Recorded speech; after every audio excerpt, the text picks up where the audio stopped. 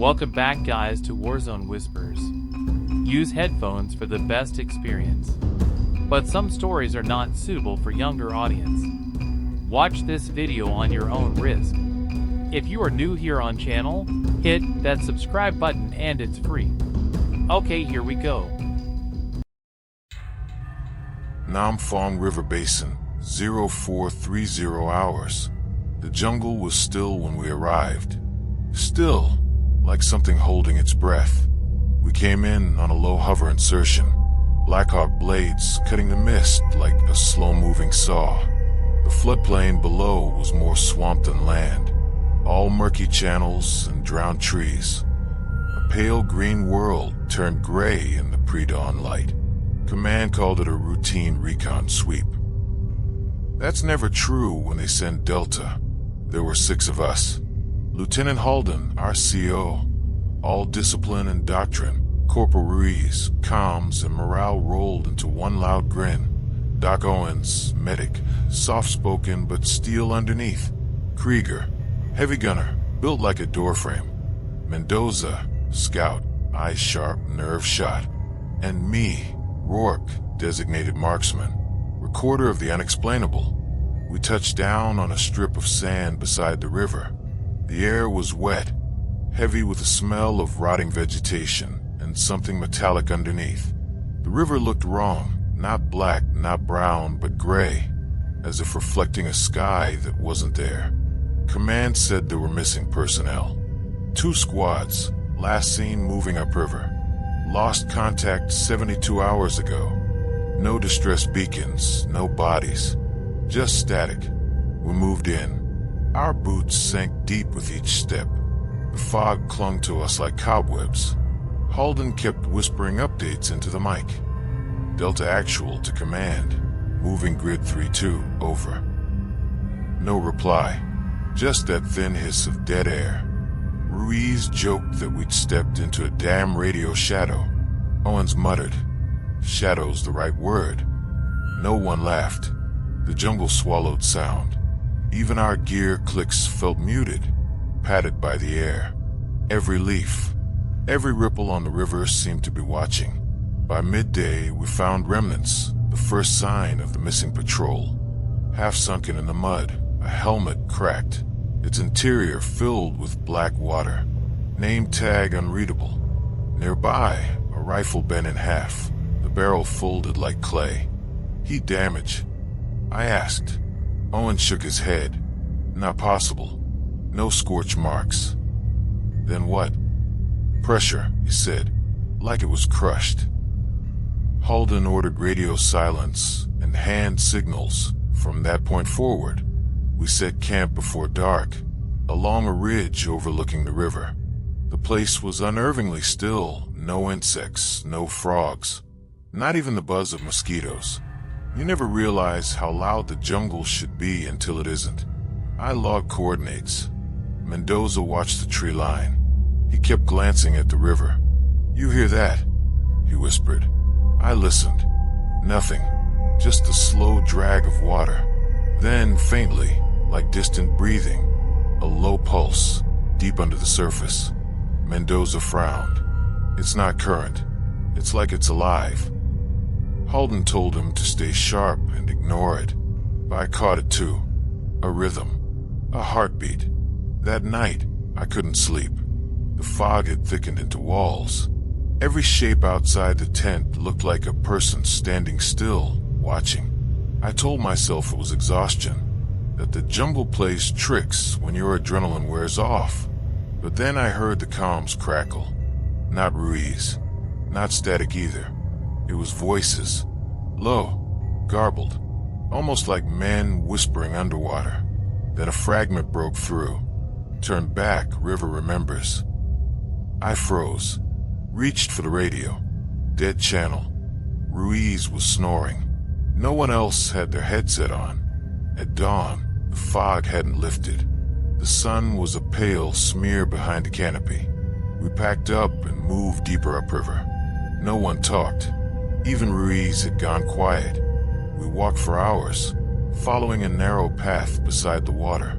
The trees twisted here, roots like bones, trunks like old scars. Everything smelled of silt and decay.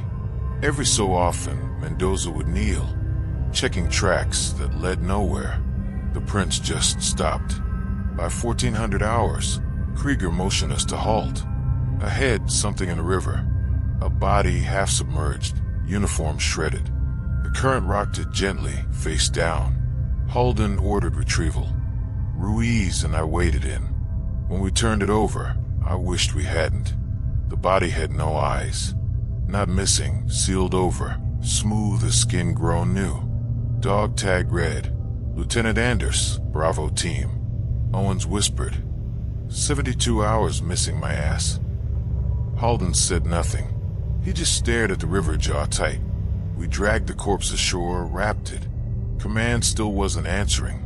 I logged the find, but something in me hesitated to write details.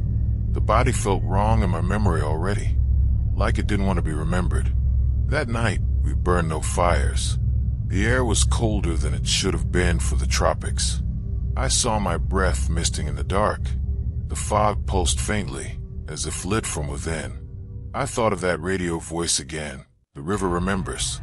I looked out at the water before turning in, and I swear, in the gray reflection, I saw someone standing on the river, motionless, facing me, then gone with a ripple. Sergeant Mason Rourke, 0630 hours. Morning didn't feel like morning. The sun rose somewhere above the fog, but no light reached us. Just that same leaden grayness, thick and cold enough to make breath hang in the air. The jungle should have been roaring awake, birds, insects, distant primates, but it wasn't. It felt like the world had forgotten to press unmute. We broke camp in silence. No one said much. Mendoza kept scanning the treeline, like something might move if he blinked too long. Krieger's usual muttering was gone. Even Ruiz, the eternal loudmouth, looked like someone had stolen his voice. The river moved beside us, sluggish, wide, colorless. I swear I could see shapes rolling under the surface, slow, deliberate, like the current had veins. Halden ordered us to keep close to the bank. Stay visual, stay connected, he said. No radio chatter unless it's mission critical. This fog's bending sound. He wasn't wrong. You could shout and hear your voice fold back into itself, muffled, as if the mist was swallowing it whole. We moved upriver until noon. The world was just gray on green, fog and vines, mud and still water. Then Mendoza froze mid-step, hand raised. He pointed toward the river bend ahead. At first, I thought it was just branches caught in the current, long, tangled, moving slowly against the flow. But then one of the branches twitched. Arms, a dozen of them, bodies tangled together, floating face down in a silent mass, turning ever so slightly in the gray current like they were orbiting each other. No sound, no smell, just motion too smooth, too slow. Jesus, Ruiz whispered. Halden raised a hand. Check IDs. We moved closer, keeping rifles trained. The corpses drifted lazily, uniforms shredded. Same unit patches. U.S. Army. No faces visible. All pressed downward into the river skin, like they couldn't float face up if they tried. Owens crouched at the water's edge. They're intact. No decay. Shouldn't be possible in this heat. Then Mendoza said quietly, "Sir, they're moving upstream." And he was right. The current was running south. The bodies were gliding north against it, as if being pulled by something unseen beneath them. Halden called it in again. Static. Nothing but static. We moved away, quick and quiet. No one wanted to look back, but I did. One of the bodies had turned. Face up now. The eyes were open, and I swear they followed us. By dusk, the fog thickened again. The jungle sounds didn't return. Even our boots made no sound on the mud. It was like walking inside someone else's dream. We made camp on a small rise above the floodplain, safe in theory. Halden took first watch with Krieger. Mendoza was pacing. Owens checked our gear. The med scanner flickered, glitching like static on an old TV. Ruiz was fiddling with the radio. "We've got to be getting something," he said. Then he froze. The headset was alive with faint whispers, multiple voices, layered, speaking in fragments of English, some not. They overlapped, repeating, distorting. "We're still here. Can't cross the river." "It listens." Ruiz yanked the headset off. The hell was that? Owens took it, listened, went pale. "Those aren't on our frequency." We all listened for a moment. Then the fog outside answered. Somewhere out there, far but clear, came the metallic click of a rifle bolt being pulled back. Then two knocks, hollow rhythmic. Knock knock, like someone tapping on a steel hull. Halden raised his weapon. Positions. We fanned out, watching the tree lean. Nothing moved. "Probably echo," Krieger muttered. But I was staring at the river. The ripples were forming concentric circles, spreading outward from nowhere, as if something had dropped a stone straight from the sky. That night, the whispers didn't stop. Through the fog, through the static, through my headset that wasn't even turned on. I heard them. They said names. Our names. Sometimes a voice sounded like Halden's, sometimes like my own. At 0200, Mendoza snapped. He bolted out of the perimeter, shouting at the fog. "I can hear you. Show yourself, God damn it." Halden and Krieger tackled him. He fought like an animal until Owens sedated him. When he finally went limp, he whispered something to me. "They're not gone, Sarge. They're under it, waiting to breathe." We took turns on watch. At 0400, I saw movement near the river again. Just faint shapes. They weren't reflections. They were shadows without sources, pacing along the waterline. Human in outline, vanishing when I blinked. By morning, Mendoza was gone. No struggle, no prints. Just his rifle, half sunk in the mud, still warm to the touch. Sergeant Mason Rourke, 0940 hours. We woke to silence. Again, no birds, no wind. Just that same gray veil clinging to everything. But Mendoza was gone, and the jungle hadn't given him back. Halden's voice was low and strained. "We keep moving. Find higher ground. Get signal. We'll sweep for him on the way out." No one believed we'd find him. We just didn't want to admit it. The river had changed overnight. The current was gone. It wasn't flowing anymore. It was breathing. Slow rise and fall. As if the whole river inhaled through the mud. We followed its edge, weapons ready, comms dead. Owen stopped at one point, staring at something in the water. "What is it?" I asked. He pointed. Beneath the surface, where light shouldn't reach, a faint shimmer, like reflections of faces pressed just below, distorted by movement. Eyes open, too many to count. "They're down there," he whispered, looking up. Krieger cursed and pulled him back. "Don't look at it." But it was already too late. Owens didn't speak again for the next 2 hours. At 1300 hours, fog began shifting. It didn't move with the wind, it followed us. Like a tide. Every few minutes, a shape would emerge, maybe 10 or 20 meters away. Faint silhouettes, human in height, unmoving. As soon as we turned our rifles, they'd vanish. We picked up pace. Then Ruiz saw something. Stopped mid-stride, face pale. "Sir," he whispered. "I think I see Mendoza." I followed his gaze. There, standing waist-deep in the river, maybe 30 yards out, a man in uniform. Helmet, vest, rifle slung low. "Mendoza," Ruiz called out. No answer. Halden raised his scope. "Hold position. Identify before engaging." I sighted down my scope. The figure was facing away, head slightly tilted. Then, slow, mechanical, it turned. It was Mendoza, but the eyes, they weren't eyes anymore. Just black sockets with something moving inside them, like slow ink in water. And his mouth opened, not to scream, but to breathe. A deep inhale, like the river itself drawing air through him. The fog reacted, rolled outward in waves. "Jesus Christ," Ruiz said. "What is he?" Before he finished, Mendoza split. His whole body folded inward, soundlessly, like wet paper collapsing in on itself.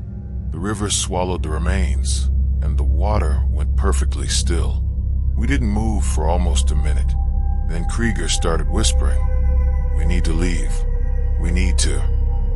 He stopped. The radio on Ruiz's back flared to life. Static first, then a voice, faint, distorted, but unmistakable. "Rourke, get out of the water." It was Mendoza's voice. Ruiz ripped the radio cord out and threw it down. It still crackled, whispering. Owens picked it up, trembling. "It's not him. It can't be him." Holden just stood there, staring at the water.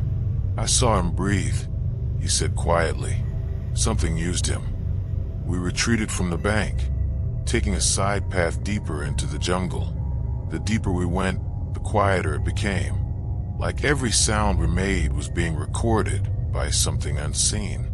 At 1,600 hours, we found the remnants of Bravo Team's camp, or what was left of it. Half the tents were shredded, the rest folded inward, as if the ground itself had inhaled. Gear was scattered, but untouched by rot. Then Owens found the journal, waterproof casing, blood smeared across the latch. He handed it to me. Inside, pages of coordinates. Then one line written over and over in black ink, pressed so hard it cut the paper.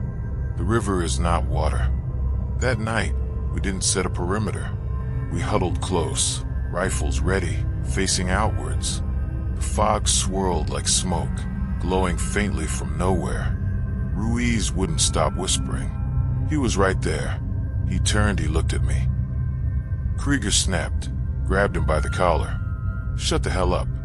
Then from the fog came an answering whisper, identical to Ruiz's voice, repeating, word for word. He was right there. He turned, he looked at me. Everyone froze. It echoed again, closer. Ruiz was shaking. "That's my voice." Then came another voice. "Mine. Don't look at it." I hadn't said that, but I remembered thinking it. Holden ordered a full tactical sweep of the fog, but our formation fell apart almost instantly. Every direction looked the same, gray, dense, moving. I lost sight of Krieger first, then Owens. Just whispers now all around, sometimes sounding like us, sometimes like them. I aimed my rifle at the noise and saw movement. Not fog figures, blurred, human-sized, drifting through trees, feet never touching ground. The moment my finger touched the trigger, the radio burst to life again. "Rourke, behind you." I spun. Nothing. Only my own reflection, faint, hovering in the fog like glass. By dawn, only 4 of us remained. Sergeant Mason Rourke, 0630 hours. 4 of us left now. Holden, Ruiz, Krieger, and me. Owens vanished sometime before dawn. No sound, no struggle, just an empty bedroll and a trail of condensation where his body had been. The fog didn't even move when we shouted for him. It just listened. Holden's eyes are sunken red. He keeps checking his compass, even though it's been spinning uselessly for hours. Ruiz won't take off his headset, even though all he hears is static. Krieger hasn't said a word since Mendoza's body folded in on itself. And me, I've stopped writing these logs for command. I'm writing them because someone needs to remember what this place does to men. We broke camp and moved northeast, following what should have been high ground. But the land here changes when you blink. Trees rearrange themselves. Roots curl where there were none a moment ago. I caught myself checking the GPS every few minutes, knowing it would read the same coordinates over and over. We were walking in circles. At 0920, Ruiz tripped over something. We thought it was a root until we brushed the mud away. Not wood, metal, a dog tag, then another, then a dozen more, linked together by a wire loop, buried shallow under the soil like an offering. The names were etched clean: Bravo Team, Charlie Team, and a few I didn't recognize. Some had dates scratched out, others were ours. Mine was there, Rourke Mason D. The letters shimmered faintly, as if they'd been polished recently. Ruiz laughed, a small, broken sound. You seeing this? They already got our names printed. Krieger muttered, maybe we're dead already. Halden snapped at him. Shut it. Everyone keeps their heads. We move. Now. But I could tell the lieutenant's voice was shaking. We followed a dry trench that led back to the river. The fog was thinner here, almost clear. For a while, it felt like we'd broken free. Sunlight filtered through the canopy in dusty shafts. Insects humming again. Normal. Almost peaceful. That's when we found the shrine. At first glance, it looked like a pile of driftwood.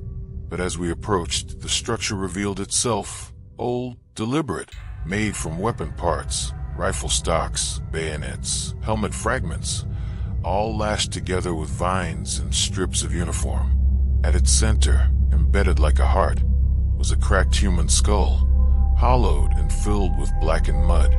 The mud inside shimmered like oil, though there was no wind, no light to catch it. And around the skull, hundreds of carvings, letters, symbols, spirals.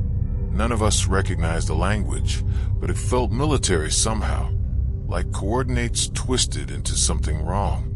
Ruiz took photos with the recon cam. The images came out blank, just gray. Krieger leaned closer. Looks like someone tried to map the river. I looked too. The symbols did form a pattern. The river looping back on itself, crossing and recrossing until it looked like a coiled serpent eating its own tail. Halden crouched beside it, brushing off mud. This isn't local superstition. This is. The ground trembled. Not much, just enough to ripple the mud and make the shrine creak. Then came a low sound, deep and distant, like something groaning beneath the earth.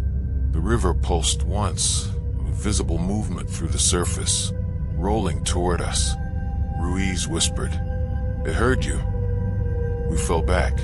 Krieger planted motion sensors around the ridge, while Halden tried the radio again. Static, but buried inside the static, there was chanting. Faint, rhythmic, male voices layered and monotone, repeating something that sounded like a name. Nam Phong, Nam Phong. The same name as the river. The chanting grew louder until Ruiz ripped his headset off and threw it into the dirt.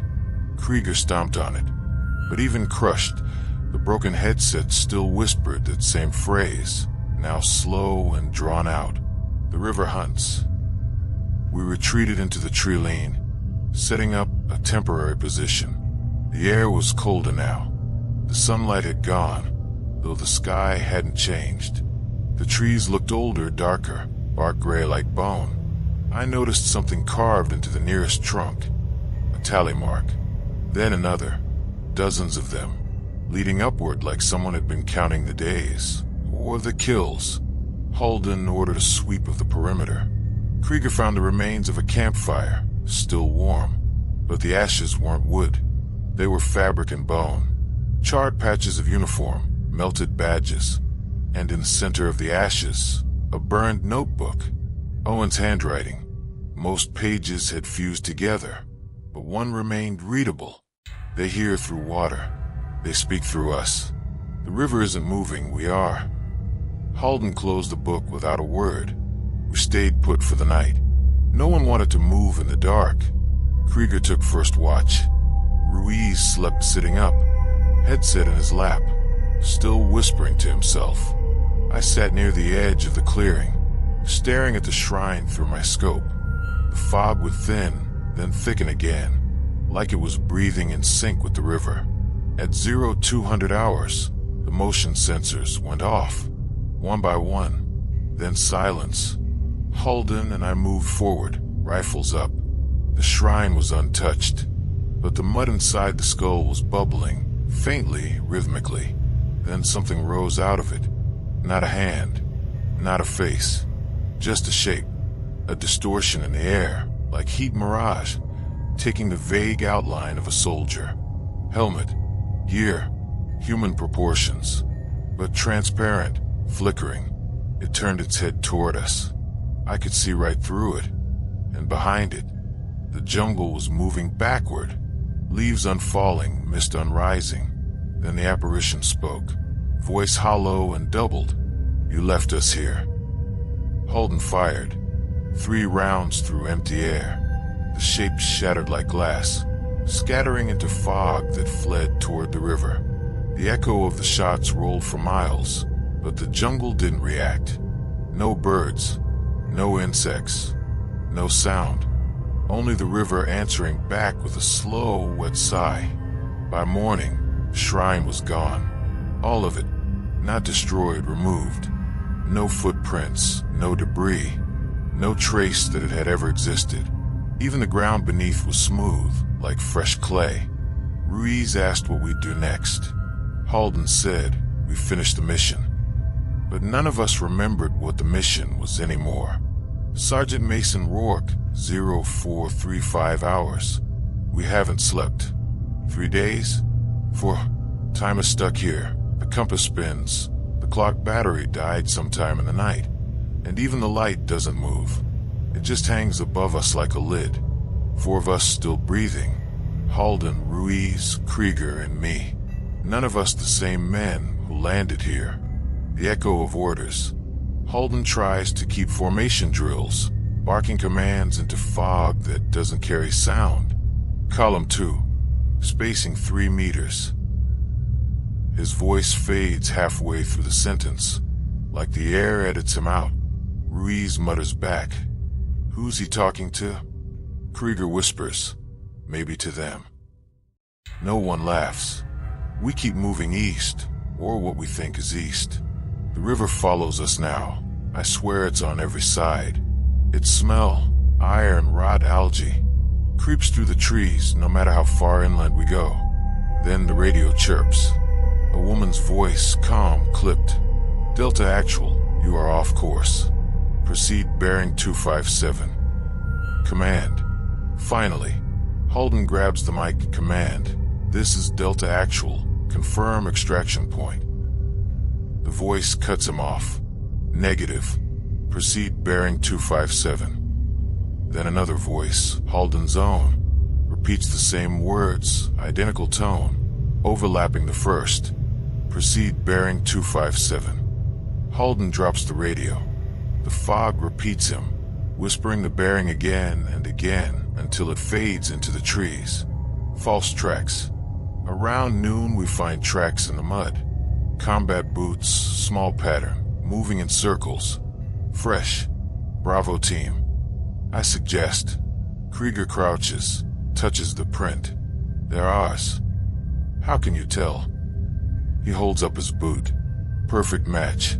The realization sits in my throat like a stone. We've been chasing ourselves. Ruiz laughs suddenly. Hi, Brittle. Maybe they're following us. Ever think of that? Halden shoves him back. Cut it out. Ruiz's grin doesn't reach his eyes. You ever notice the footprints keep adding up, though? There were 4 this morning. Now there's 5. I look down. He's right. 5 boot prints, side by side, same tread. The river's mimic.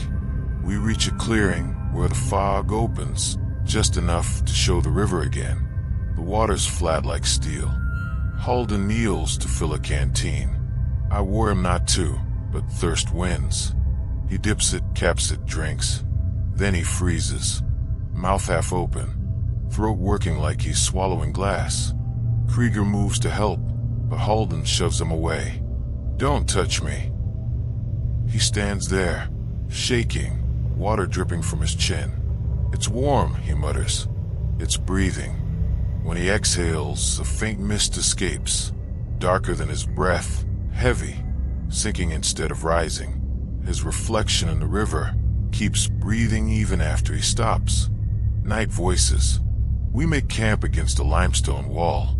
The surface is carved with faint grooves, tally marks again, but these look older, worn smooth. Thousands of them. Ruiz refuses to sleep. He keeps talking to the headset, though it's been dead since yesterday. I hear him whispering soft, like a prayer. Copy that, Bravo Actual, we're almost home. Then Static replies. No, not Static, breathing. Slow. Wet. He nods to it. Answers like he understands.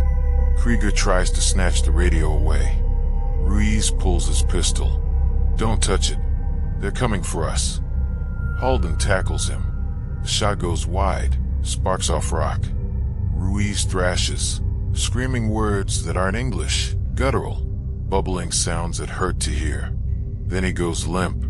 For a long time, we just stare at him. His eyes roll under the lids like he's dreaming. I whisper he's asleep. Halden says he's listening. Writing on the stone. At 0200, I wake to the sound of scratching. Ruiz is sitting upright, dragging the edge of a shell across the wall. Krieger shines a light. The marks form letters. R-I-V-E-R. Then he writes our names beneath it. When Krieger tries to stop him, Ruiz turns, smiling with blood on his gums.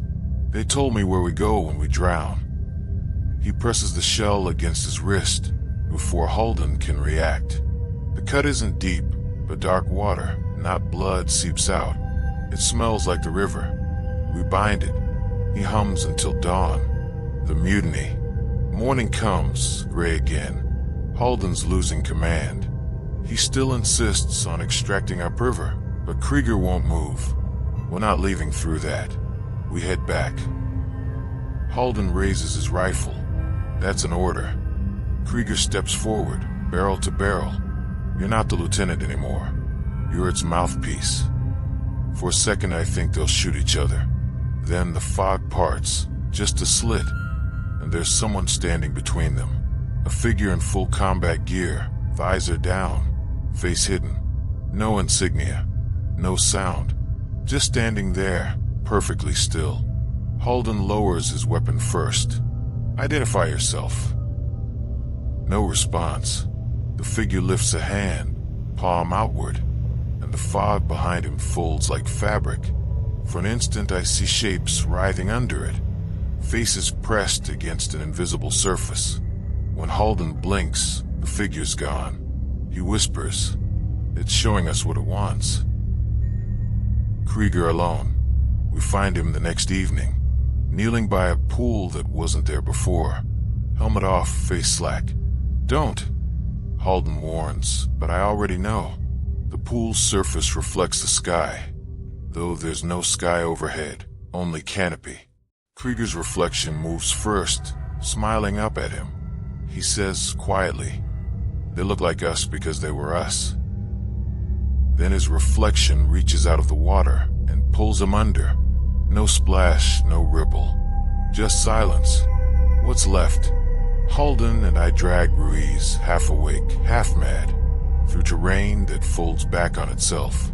Every direction smells of rust. My own name keeps whispering from behind trees. We pass another wall of rock, this one etched with sentences instead of tallies. The words are ours, our log entries, copied line for line, including ones I never wrote. Halden reads the last line aloud. Only one of us leaves. The river will wear his face. He looks at me like he wants to say something, but his mouth moves without sound. Then his shadow detaches from his boots and walks away into the fog. Sergeant Mason Rourke, 0442 hours. The jungle breathes. The air changed before the attack. It pressed against us, hot and wet, like the jungle was exhaling. The fog didn't drift anymore, it pulsed. Each beat came with a whisper just below hearing, words layered over static. Ruiz sat against a stump, clutching the useless radio like a relic. His mouth moved without sound, answering the static as if it were giving him orders.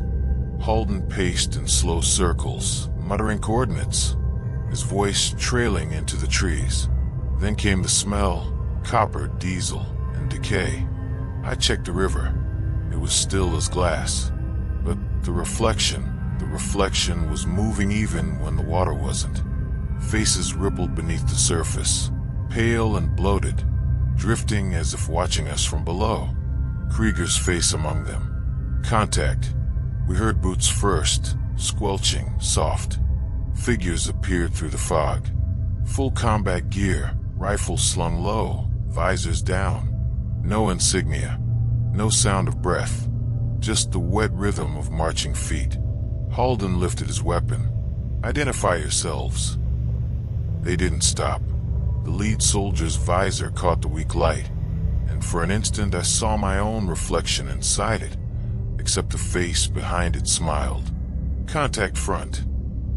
Halden shouted. We opened fire. The gunfire sounded swallowed, like firing underwater. Rounds punched through them. No blood, no recoil. They just kept walking. One round hit a helmet dead center. The figure staggered. Then its head tilted up, and a slow ripple spread through the group. The entire patrol shimmered, like heat haze, and vanished. Silence. Only the fog remained. Then the jungle screamed. The dead returned. Shapes burst from the undergrowth. Hands gray and wet, clutching at our legs. Ghosts, not light or smoke, but solid, smelling of mud and metal. I smashed one with my rifle, but the impact made no sound, but my arms vibrated like I'd struck stone. Halden fired at point blank. The muzzle flash lit a dozen faces in the dark. Soldiers in mixed uniforms, American, Vietnamese, Russian, all mangled by war. Their mouths opened in unison, releasing a droning wail like an emergency siren buried under the ground. Ruiz dropped his radio and screamed back, matching their tone. When Halden tried to drag him away, Ruiz's eyes rolled white. He shouted, "They want us to join the line." Then he broke free and ran straight into the river. The water rose to meet him.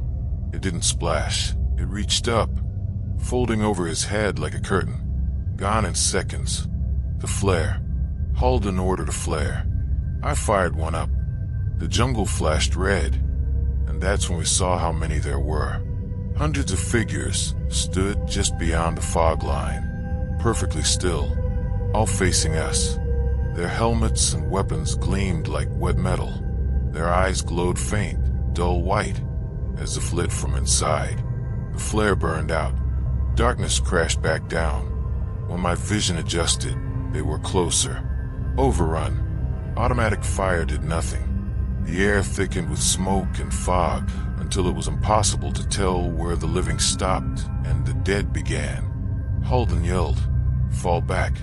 Defensive position, but there was nowhere to go. I tripped over a root and fell face first into mud. Someone grabbed my shoulder.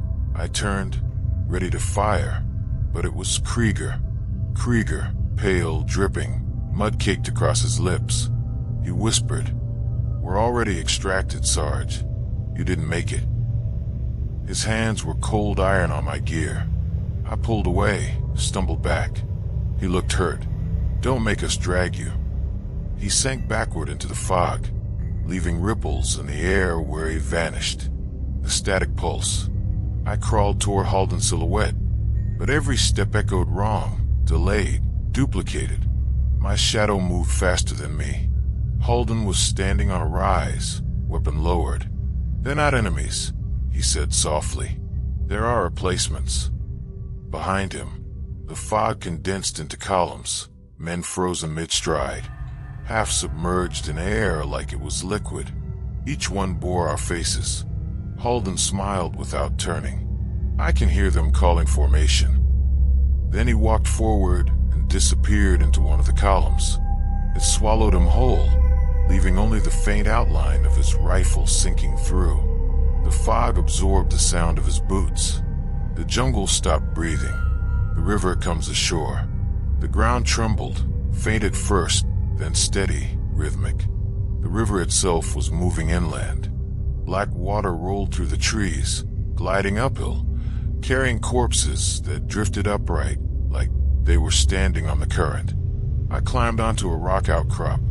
Below, the water spread through the clearing, filling foxholes, trenches, every footprint. The reflections of the trees in that water were wrong, showing a night sky with tracer fire, explosions, silhouettes of men running. A war replaying underwater. The ghosts followed it. I saw Holden among them, helmet off, expression peaceful. He turned his head up to me and said, without sound, "You will report." Then the wave hit. Submersion. I felt the world tilt. Water filled my ears, my eyes, my mouth. But I wasn't drowning. I was listening. The sound beneath the surface was human. Screams, gunfire, boots, prayers. 1,000 overlapping recordings from every war that ever touched this soil. They merged into one long, endless breath, the sound of the river itself. It whispered my name. It told me what I already knew. We were never deployed to the Nam Phong Basin. We were sent back to it. Sergeant Mason Rourke, 0500 hours. The static sky. When I woke, I wasn't on the ground anymore. The jungle was above me. Trees growing downward, roots dangling like veins. The river ran along the sky, slow and patient, carrying bodies like clouds. I blinked and it all flipped again. Ground, sky, river. None of them stayed put. My rifle floated beside me, suspended in mist. The muzzle dripped water that hissed when it hit the dirt. Somewhere in the fog, the radio clicked alive. Delta unit, confirm position. It was my voice. Over and over. Delta unit, confirm position. I turned the dial until static screamed. It didn't stop. The static breathed. Holden's orders. Footsteps. I turned. Holden stood behind me. Helmet off, uniform soaked black. Eyes milky, white like he'd drowned long ago. Formation, he said quietly. We're late. Late for what? For the handover. He gestured toward the trees. I followed, half because I couldn't think, half because the air itself tugged me forward. The clearing was gone. In its place stood rows of figures, hundreds, lined up with perfect military discipline. Every soldier was me. Different states of decay. Some fresh, some skeletal, some missing pieces. Holden walked to the front of the line, turned, and saluted me. Delta unit reporting complete, Sergeant. I stepped back. You're not real. He smiled. Neither are you. Ghosts in formation. Their rifles rose in unison, metal grinding on bone. I braced for gunfire, but instead of bullets, the air filled with memories. Gunshots from missions years ago. Voices of men I'd lost. Men buried halfway around the world. Orders. Screams. Laughter. All echoing from invisible speakers, hidden in the fog. Each sound layered over the next, until it became one deep hum that rattled my teeth. Then silence again. Total, deafening silence. Holden lowered his weapon, stepped closer. His voice sounded almost kind. It's not the jungle that's haunted, Rourke. It's us. The river just remembers better.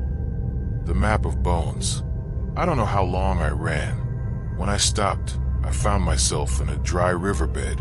The mud had cracked into shapes, like scales on a giant creature sleeping beneath me. In the cracks, bones jutted out. Ribs, skulls, hands reaching upward. Each bone carved with numbers, coordinates. Our old deployment grids. Iraq, Kinner, Da Nang. Everywhere we fought. All feeding into one river. The realization hit. The Nam Phong Basin isn't a place. It's a drain. Every battlefield empties into it. Every soldier ends up here eventually. No matter which war they died in. The message. The headset crackled again. Sergeant Rourke, you are now entering Echo Zone. The voice was flat, mechanical, like a recording loop. Mission status, retrieval. Objective memory. I shouted into the static. "Who is this? Who's giving orders?" The reply came back, my own voice distorted. "You are." Then the fog thickened so fast I couldn't breathe. It smelled of oil and burnt paper. A dozen hands grabbed my arms, holding me steady. One pressed the radio mic to my lips.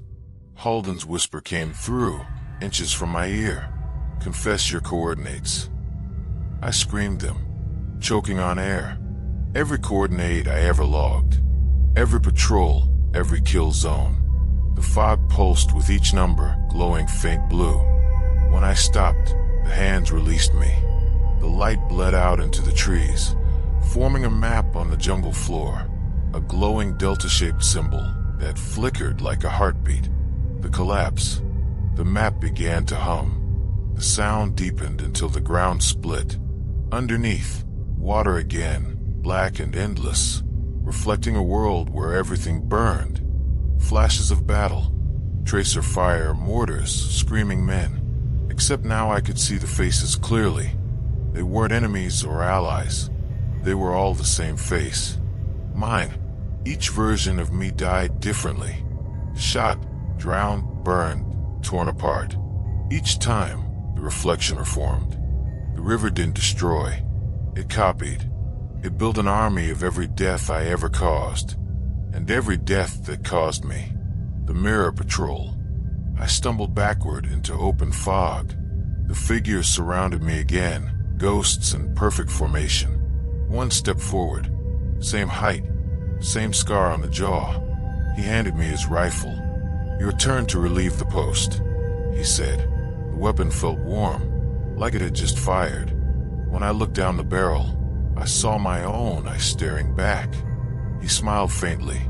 The river never forgets a soldier. The rest of them raised their weapons, not at me, but at the sky. A volley of silent fire, muzzle flashes without sound, light flickering like lightning trapped in fog. Then they vanished, leaving only ripples in the air. The fog without sound. Now it's just me, or maybe one of me. The others are scattered across the basin, replaying missions that never end. The radio loops my voice endlessly. The river hums beneath the ground. I try to write this log to keep my sanity, but the ink runs blacker every time I open the notebook. It smells like the river water now. If anyone finds this, don't send another team. There's no extraction. There's no dawn. Only the sound of orders repeating forever in the fog. Sergeant Mason Rourke, 0533 hours. The jungle doesn't breathe anymore. It watches. The fog clings to the trees like skin peeled from the dead. I can hear the hum beneath it, that low vibration that feels like the ground itself is whispering through my boots. The sound moves and pulses, like sonar from below, and every time it hits, the air ripples around me, distorting the light. I follow it because there's nothing else left to follow. The compass spins in slow circles, the needle dragging like it's underwater. The radio spits only static now, but the static has rhythm. Morse code, maybe. I count the bursts between the clicks. 3 long, 1 short, 1 long. It keeps repeating. I remember enough training to know that code means nothing. It's not a signal, it's a heartbeat. The river's heartbeat. I move through the jungle alone now. The mud sticks to my legs like hands. I keep seeing flashes in the mist, men's shadows, flashes of muzzle fire that disappear when I blink. My reflection follows me in every puddle, lagging behind by a second, then catching up again. Sometimes it smiles when I don't. Sometimes it whispers things I can't unhear. You should have stayed in the chopper, Rourke. You were dead before the briefing. The trees open up into another clearing, one I've never seen, but somehow remember. At the center lies an old bunker half buried in vines, concrete cracked and blackened. The air smells of gun oil and rot. I step inside, rifle up, flashlight cutting through the dark. Inside, the walls are covered in chalk drawings, maps, lines, deltas, coordinates. and words over and over report. Return. Repeat. On a table sits a reel-to-reel recorder, still running. The tape spins endlessly, clicking at the same spot every few seconds. I press play. A voice fills the bunker, my voice. Calm, professional, from a lifetime ago. Delta Recon, Operation Echo Tide. Classified under Directive 7. Objective: confirm reanimation anomaly at Nam Phong Basin. Recovery priority: spectral intelligence. Secondary objective: containment. I freeze. That's not a mission I remember being briefed on. The recording continues. Command suspects the river retains residual neural signatures of deceased combatants from multiple conflicts. The basin acts as collection point, a biological data field formed by memory echo. Entry protocol requires one living subject to anchor retrieval. The tape crackles. Another voice overlays mine, a distorted one, deeper, metallic, repeating the same words seconds later, as if mimicking me. One living subject to anchor retrieval. I step back. The realization hits hard and cold. We weren't sent here to investigate ghosts. We were sent here to feed them. One living soldier to act as a tether for the dead. One man to hold the door open. Every operation that vanished before us, Bravo, Charlie, Echo, they weren't lost.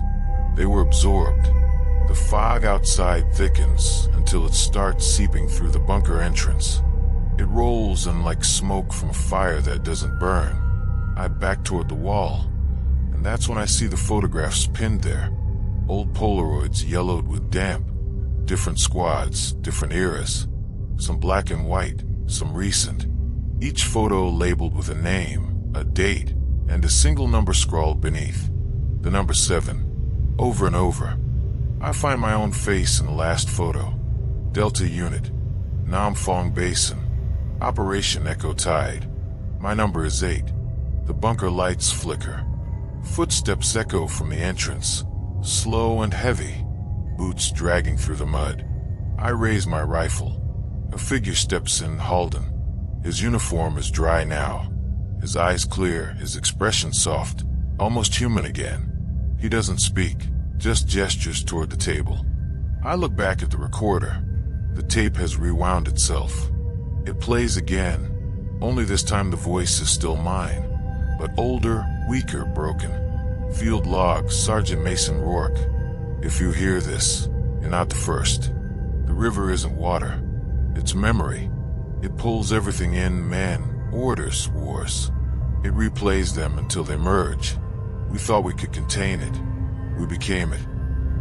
Halden steps closer. I can see the pores in his skin, the mud crusted on his lips, the faint shimmer of water running from his eyes like tears. He whispers, "You finished the loop, Sarge. You reported. Now it records you." The walls start to vibrate. The fog turns black. The chalk on the walls begins to glow faint blue. The words report. Return. Repeat. Pulsing with each heartbeat from beneath the floor. I drop to my knees as the sound builds. A chorus of whispers all saying my name. Every man we lost. Every voice from every war. They speak together now, forming one deep breath that shakes the bunker apart. The river outside surges. I see it through the door. A tide of liquid shadow flowing uphill, rushing straight for us. I turn back to Halden, but he's fading, his edges dissolving into mist.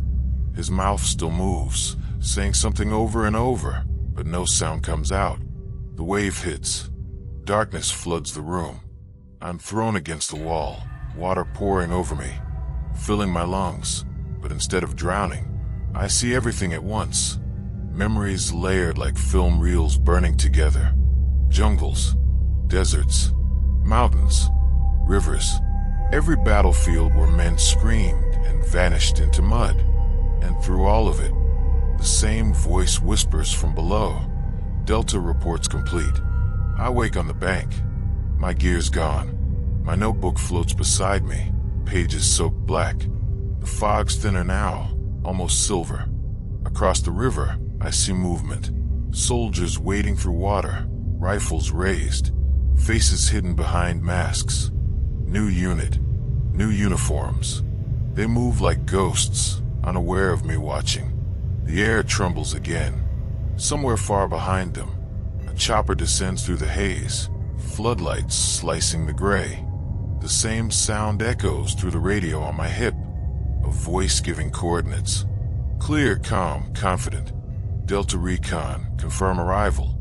Welcome to Nam Phong Basin. Operation Echo Tide commencing. Over. The voice is mine. Younger. Sharper. Still alive. I open my mouth to warn them, but the river mirrors my face again.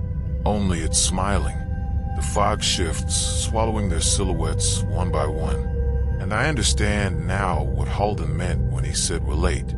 We were never the first team here. We're the last one leaving. The river doesn't flow toward the sea. It flows back in time, feeding itself, keeping every war alive forever. It hunts the living to remember what death feels like. The hum returns, low and endless, as the fog closes around me again. The tape recorder clicks once more in my mind. The final log entry begins to write itself. Report. Return. Repeat. I can't tell if it's night or day anymore. The fog has swallowed the sun whole, leaving only that flickering gray light that shifts with every heartbeat. My boots drag through the mud, heavy with water, and somewhere behind me I hear the ghosts of gunfire, short bursts, fading, repeating, like echoes caught in a loop. I think of Halden, of the others, but the names have started slipping away. They melt into the static now, replaced by coordinates I never learned. The air smells like wet iron and burnt fuel. I stumble through the tree lane and find what's left of our camp. Tent shredded, crates overturned. Our comms array glowing faintly green beneath the water, pooling in the dirt. The screens still flicker with transmission lights. They shouldn't. The generator died hours ago. I step closer, rifle raised. But the monitors come alive all at once. 30 screens flashing black and white footage of soldiers fighting, running, die. Not just us. Different uniforms. Different decades. I see the same river in each clip. Always there, unchanged. It's been feeding for a long time. The hum begins again. That deep subsonic thrum rising through the ground. My rifle shakes in my hands. Then I hear voices on the radio. Dozens of them, overlapping, all giving the same report. Delta Recon. Confirmed sighting. Target movement in Sector 4. Engaging. Charlie Squad reporting static, repeat. Echo Team down. No movement. Requesting extraction. Each voice fades into another, repeating the same words like a litany of ghosts calling from every century. The jungle ignites with muzzle flashes ahead. Shapes move through the fog, man. Dozens of them. Their gear rusted. Their uniforms half-burned. Some missing faces. Others with helmets filled with water. Their rifles glint like wet bones. They march in perfect formation. No sound of breath or speech. Only the rhythm of boots slapping mud. I take aim, but something inside me stops. The closest one looks up, and I see my own reflection in his eyes. Same rank patch, same mud stains, same scar over the brow. The realization hits like cold steel. They're not ghosts of other soldiers. They're us. Every time Delta unit died, the river rewound and sent us back in. Every patrol, every deployment, feeding its hunger for memory. I'm staring at my own afterimage. The ground erupts. The air fills with the sound of automatic fire, deafening and endless. I fire back without thinking, muzzle flashing. Each burst illuminating more faces, some screaming, some blank, all too familiar. The fog absorbs the light, leading white streaks into the dark. My rounds pass through them like smoke, yet they still fall, crumpling into the mud. No blood, just splashes of water, as if the river itself bleeds when they die. I run for the trees, ducking behind a log as the phantoms close in. One drops beside me, whispering my name in a voice that sounds like my mother's. Another crawls toward me, jaw hanging loose, eyes glowing like headlights through the haze. I stab downward, bayonet tearing through its throat, but it grabs my wrist and pulls itself closer. It smells like wet earth and formaldehyde. It whispers, "You were supposed to return." Then it dissolves into vapor. I move again, sprinting through the clearing toward the ridge. My radio crackles, and a voice cuts through. The commander's voice, sharp, commanding, too calm. "Rourke, status report. Maintain position. Reinforcements inbound. Hold the line." But the sky's empty. There's no chopper, no sound but the storm of whispers around me. I realize that voice is coming from inside the fog, not from the radio. It's speaking through it, using commands tone like bait. I make it to higher ground. From up here, the whole basin spreads out like a wound, a dark pit filled with moving mist. I can see hundreds of figures below, all fighting each other in silence. Every flash of gunfire reveals new corpses rising from the mud, rifles in hand, joining the chaos. The river pulses, glowing faintly from beneath, veins of blue light spreading through the jungle like roots. Then I hear Holden again, right beside my ear. "This is it, Sarge. The last stand. The river doesn't want you dead. It wants you to remember." I turn, but there's no one there, just a shape forming out of smoke. It takes his outline for a second before breaking apart. I drop to my knees. I can feel the ground moving beneath me. Slow waves of pressure like the earth is breathing. From the distance, a flare shoots into the sky, red light cutting through the black. For a moment, I see everything in that light. The camp, the jungle, the river, and all of us. Thousands of versions of Delta Unit frozen mid-battle.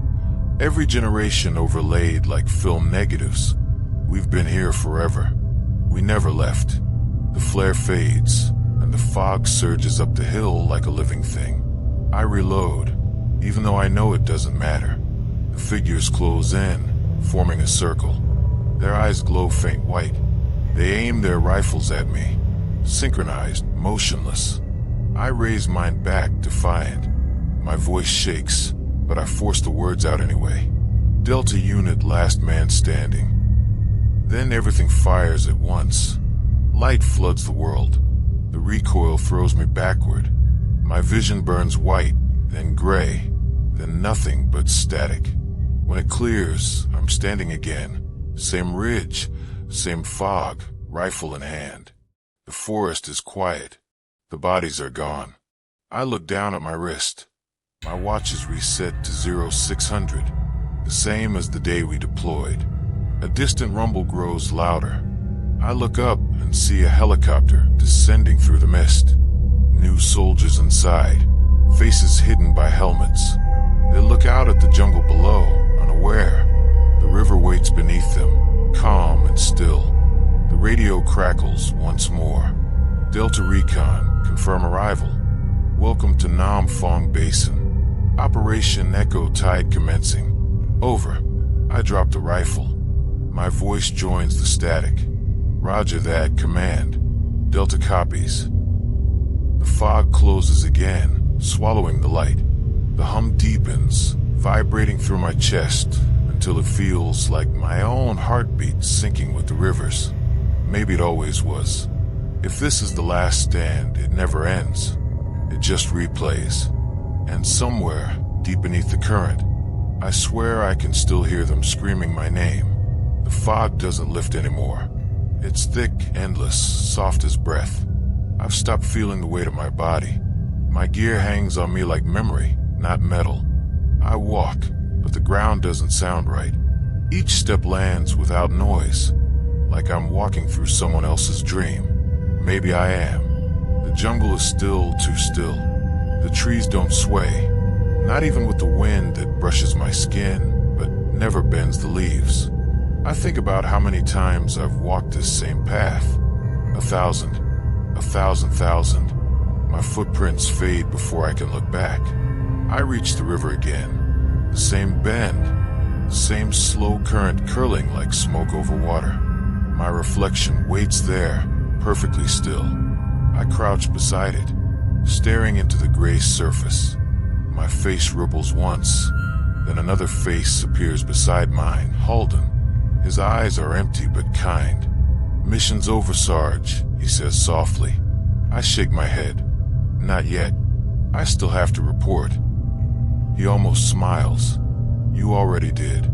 I want to argue, but then I remember the bunker, the tapes, the voices repeating my own logs. I've heard myself speaking long after I stop breathing. The words still loop inside the static. Report, return, repeat. I reach down, dip my hand in the water. It's warm now, pulsing faintly, like it's alive. The river moves against the current, dragging silt and broken shells backward. Faces form on the surface.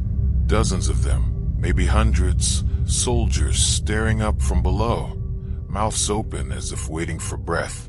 I recognize every one of them. We never left. The water darkens, swirling faster. I feel the pull at my wrist, gentle but insistent. I let it take me, sinking to my knees as the current wraps around me like a heartbeat. The world fades into sound, distant voices, old radios, chopper blades, screaming, laughter, crying, silence. Then the static returns, clear and sharp. Delta Recon, report status. It's command again, always the same line. Always waiting for an answer. I open my mouth, but this time, the words come without breath. Delta Recon reporting. Mission ongoing. The fog ripples with a sound. Somewhere deep beneath the surface, the ground glows faintly blue. The river hums louder, and I realize it's not just echoing. It's speaking. It's alive. It remembers everything it's ever swallowed. I see flashes inside the current. Helicopters crashing, soldiers wading through fire, rifles sinking into mud, entire battalions erased and reformed as reflections. And through it all, I hear my own voice narrating the end over and over. The fog splits open. For heartbeat, I see the world outside. Different men in different gear, stepping out of a new helicopter. Their boots sinking into the same mud. Their radios buzz with that same call. Delta Recon, confirm arrival. They look around, tense, unaware of what's buried beneath their feet. One of them bends down and picks up something from the ground. A rusted dog tag, my name barely visible. He squints at it, wipes off the dirt, and mutters, "Who the hell was Mason Rourke?" Before he can finish, the fog rolls back in, swallowing their voices, the chopper, everything. I watch them vanish into the same mist that took us, the river drawing them closer, whispering softly, patiently. I want to warn them. I try to move, to speak, but my voice is already part of the hum. I realize now there's no difference between the ghosts and the river. We are its memory. Every fear, every scream, every failed mission. It carries them like veins carry blood. A soft light glows beneath me. My hands look pale, almost translucent. I can see the veins of blue running through them, pulsing with that same rhythm, the river's rhythm. This is what it means to be remembered here. Not alive, not dead, just recorded. I look back toward the trees one last time. The jungle is beautiful in this strange, silent way. Everything still, everything listening. For a second, I swear I hear laughter, real laughter, like the team before the drop, before the fog, before the fear. Then it fades, replaced by static. The recorder clicks somewhere deep in the mist. I can hear the tape spinning again, slower this time. My voice plays back faintly, distant and broken. Field log, Sergeant Mason Rourke, Delta Unit. Mission complete. No survivors. The water begins to rise. My reflection smiles first. Then I do. And just before the fog covers everything, the final truth settles in my mind like a bullet that finally finds its target. The river didn't hunt us. We were the hunters. It just remembered better than we did. The current closes over my face. The hum fades into silence. And for one endless second before the world resets again, the tape clicks to a stop. So thank you for watching. The shadows have more to tell. Join me in the next story. And don't forget to subscribe to the channel and share your thoughts in the comments.